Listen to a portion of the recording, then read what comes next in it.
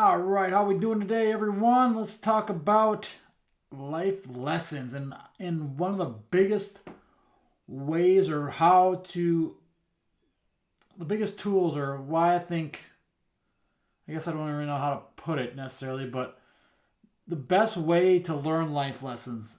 And it's not school. Yeah, you can learn plenty of good things in school. A lot of the stuff they teach you in school is utter garbage, like stuff you're never going to use. Yes, it's important. You should know how to read and write and do some basic math.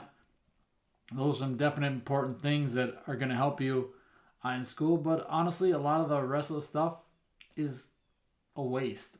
Um, sure, it's important to know history and stuff and all that stuff. But one of the biggest things you learn from school is just communication and interacting with other people, adults, kids.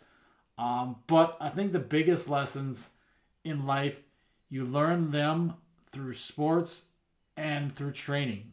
So the combo there, from good coaching and good teachers teach more than just teachers in school. Even good teachers teach more than just what the book says, because that's the same with training. You can read a training book and know, oh, do 3 sets of this, 3 sets of that, 3 sets of that, whatever reps of that. But that's not going to get you anywhere. That's not coaching. That's just reading a textbook. Yes, books are great. Textbooks are, you don't learn much from them, I don't think. You learn more from actual books on people who have experienced this stuff and done things or have imaginations and creativity. But I think the biggest way to learn the lessons you need in life are through sports and training. So let's talk about a little bit about some of those lessons. Like me personally, through my I guess you can call it a career in sports, playing youth sports through high school, and now into amateur baseball. I've been playing for 18 years or 17. This will be my 18th year. So I've been playing sports a long time, involved in sports coaching and even training athletes and training myself. And all these lessons you learn from that, you learn from the gym, you learn from the field, you learn from being in a locker room, being with teammates, listening to coaches and things like that. I think those are better ways to learn about life.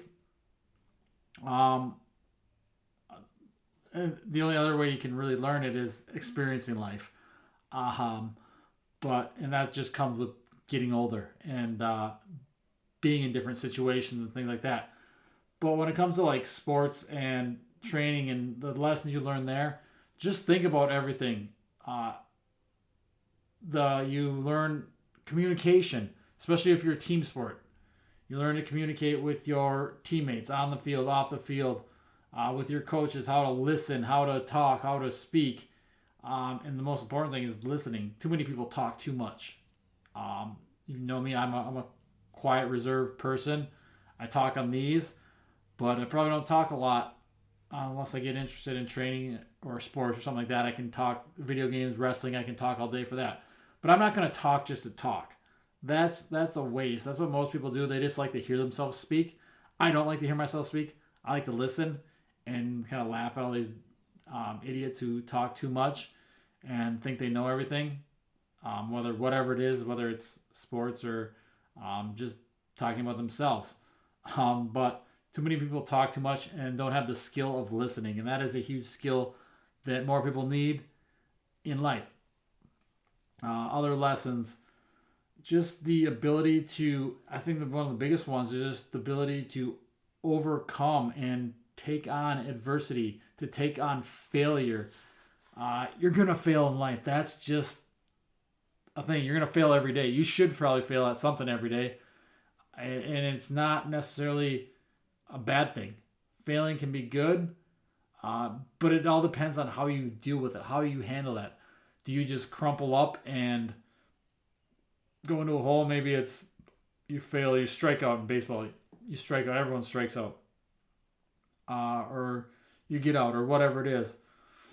Or you fumble in football. You fail. You lose a game. You fail. Because the ultimate goal of sports is to win. And high performance. It's not to work hard. Anyone can work hard. That's a lesson you can learn. Is working hard is great, but making sure I'll get into that too in a minute. I'll do that next. But that learning to deal with failure and taking on that adversity, and it can make you worse or it can make you better. You can grow from it, but you have to figure out how to do that. Are you someone who just sits and dwells on that failure and thinks, "Oh, I did this wrong. I did that wrong. I lost. I am a failure," because failing doesn't make you a failure. A failure is someone who just gives up and doesn't keep going and push forward. And yeah, there's perfect times to quit. There's nothing wrong with quitting, honestly. But quitting that's stuff you don't need. Well, again, I'm jumping ahead, but dealing with failure is huge. Use it to learn from it. To whether that be, like I said, losing. Oh, how do you bounce back and win the next game, or get better, or you're not doing very well hitting, you're striking out a lot. How do you get better? More practice, better practice, those types of things. What do you have to do to get better? Do you use that failure to, again, bundle up in a cocoon and just stop altogether and get worse? Or do you use it to learn from and see what you did wrong? The main thing is just don't dwell on it. Don't use it forever. Don't sit and think about it too often, because that's, I'll use baseball again. You strike out at the plate, and then you're so bummed out, and I've been there. I've done it. I used to do this all the time. And then you just take it into the field. So then your fielding sucks, and you make errors there and miss pop-ups or ground balls, or catcher miss a block or drop a strike or whatever it is. You take that with you rather than just forget it, get on, move on to the next one. Because that's the big thing with baseball is you learn to move on easily. You have to move on quickly, and that's a big part of that. Same with basketball, same with football. You have to move on quickly, and learn to deal with failure, learn to deal with losing, because ultimately in sports, I guess in some sports they have ties and stupid stuff like that. No sport should ever have ties. There's only one team at the end, or one person if it's a tennis or a solo sport, wrestling, whatever, that is happy. The Chiefs were the only team that are happy at the end of this season. They're the only success. Every other team failed in the NFL. All 31 other teams failed because they didn't win the Super Bowl. I don't care. You don't celebrate. NFL teams don't celebrate division championships or conference championships. No one cares about that stuff. That's ultimate goal is to win the Super Bowl. MLB, it's to win the World Series. Basketball is to win the World Championship. Hockey, the Stanley Cup. No one cares if you took second. It's just as bad. I mean, you had a good season, but it's still a failure. And you learn to deal with that. You bounce back the next year. You figure out what you got to do to retool, refocus, rework, and get better. So dealing with failure, dealing with adversity, and that could be even with like injury. You get hurt, you're gonna get hurt. That's the matter of fact. If you play sports, you do dangerous things, you're gonna get hurt. And I'll be doing another video on that as well. Just injuries, but that adversity of coming back from that and bouncing back and building back better than ever. So failure, adversity, those are huge lessons you can learn. And then quitting. And again, quitting is not a bad thing. Yes, if it's something you love, like if I'm running tag performance and nutrition, I'm going to keep working even though times get tough. In sports, learn to deal in life lessons of quitting. Maybe it's a sport you just don't like, or you're doing something. Quitting can be a good thing. Quitting, I guess this is not really, I guess it kind of deals with sports, but quitting like drinking, quitting eating crap, because that affects when you're in sports. You're not going to perform as well when you're doing that stuff. If you're eating good, you want to quit eating junk food. You want to quit drinking alcohol. You want to quit staying up late, because you know these things are not going to help you, and these lessons you learn are going to help you get better through your sports. So that little bit that way. So quitting can be good and bad depending on quit stuff you don't want to do, that you don't enjoy, that doesn't help you, is not making you forward. But don't quit stuff that you know is good for you and gonna move you forward. Which goes to the hard working, which I mentioned before. Hard work is a great thing to have, but a lot of times people just think hard work is the answer for everything. It's not. You could be the hardest worker, but you still suck at your sport. So the whole point of the sport is to be good at it And a lot of these people are just genetic freaks and just more athletic, and you'll never be athletic than them no matter how hard you work. But it is good to work hard, but you got to make sure you're working hard at the right things. Um, in baseball, maybe it's you're just always you're not a great hitter, so you're always taking batting practice off a tee, and you're just working hard and taking hundreds, 500,000 reps. But is that really getting you better just because you're working harder? Probably not, because you're never going to face a pitcher who's going to set the ball on a tee for you in a game, especially if you're just doing the tee the same way. Same drill, just regular swings off a tee. Over and over again, you're just working hard. You're grinding yourself to the bones and working harder than anyone. It's probably not going to make you any better. Honestly, just hitting off a tee, that type of things. Or just doing stuff. I'm trying to think of other drills. A lot of these drills, or when it comes to sprinting, you're doing these wall drills or fast arm drills. This stuff's not going to make you better at sprinting.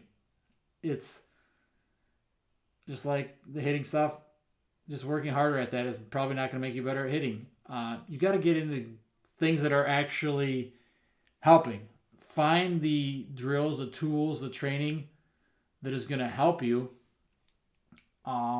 And work hard at those things. And again, quit the other stuff.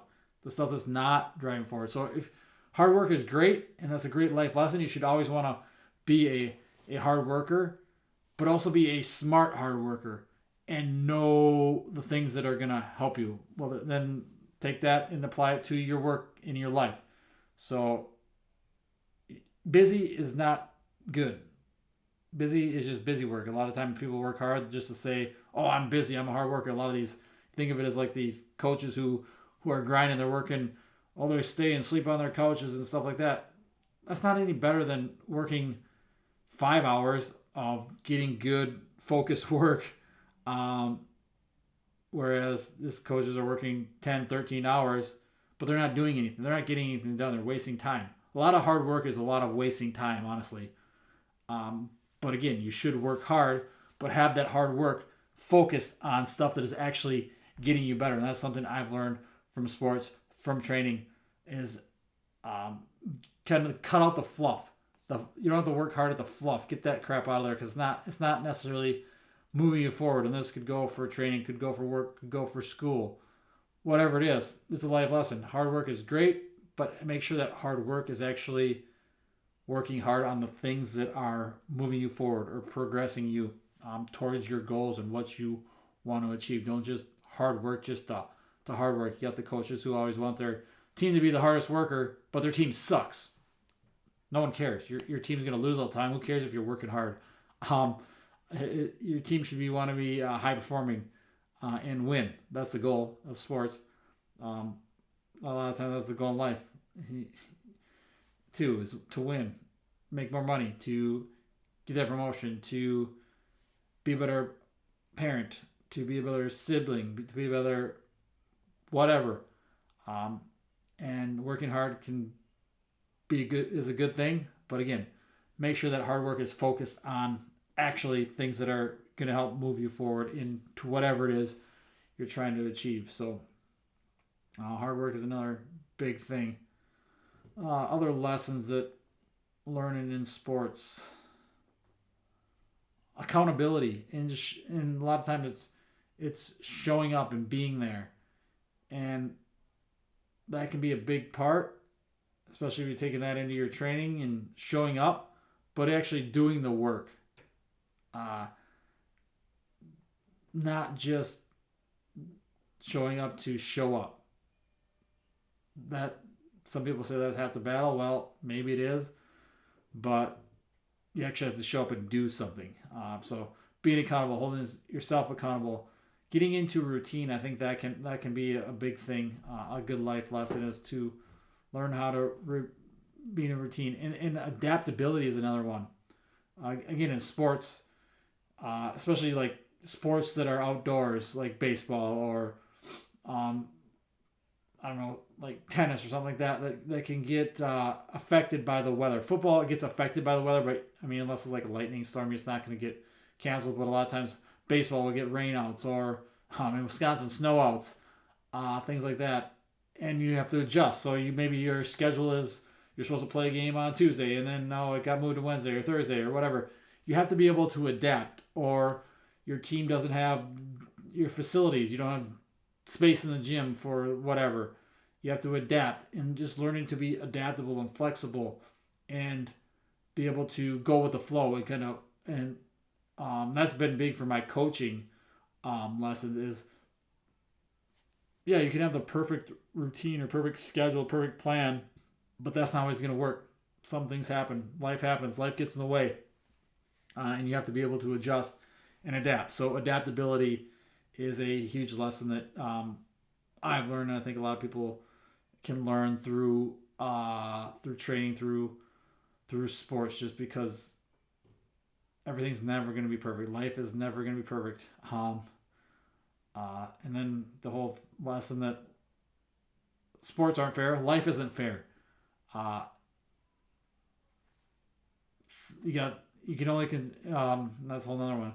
So life's not fair. Sports aren't always fair. You got the other team against you. You got umps against you. You got refs against you. Whatever. You got weather. You got field conditions. Annoying fans. That type of stuff. Everything. It's not fair. So what? Life's not fair. So just learn to deal with it. Learn to adapt. And the main thing is, another lesson is learn to control what you can control. In sports, what can you control? You. Your effort, your ability, your skill level. You can control getting better and working better and getting better quality work in your practice, that type of stuff. You control you, all that stuff. You can't control your teammates. You can't control your coaches. You can't control your players if you are a coach. You can't control fans. You can't control umpires. You can't control the other team. You can't control weather. You don't have any control over that stuff. And that is just a huge life lesson that goes on forever and ever. Knowing you can't, which leads into, as you get older, with your health. You can control what you put in your body. You can control going to bed. You can control that you're going to train. You can't control what other people think of you. You can't control your boss at work. You can't control politics, all this other stupid stuff that we worry so much about. Just worry about yourself and what you can control. Because if you have good control of you, you can achieve great things. So I think that is one of the biggest things you can learn through sports is worry about and what you can control and controlling it and using it to, again, progress you, move you forward, and have you achieving what you want to achieve, whether that is your time in sports or in life. Because, again, you can't control a lot of stuff in life. Basically, you can really only control you. So even if you have a family, you can't really, yes, you can kind of dictate what your kids do and kind of influence them, or your siblings or family, but you can't physically control them. I mean, yes, you can control feeding your infants or whatever, feeding your babies, your little kids, but eventually they grow up and you can't control them anymore. So control what you can control is one of the biggest life lessons. I'm trying to think of any other ones off the top of my head that are any big ones anyway.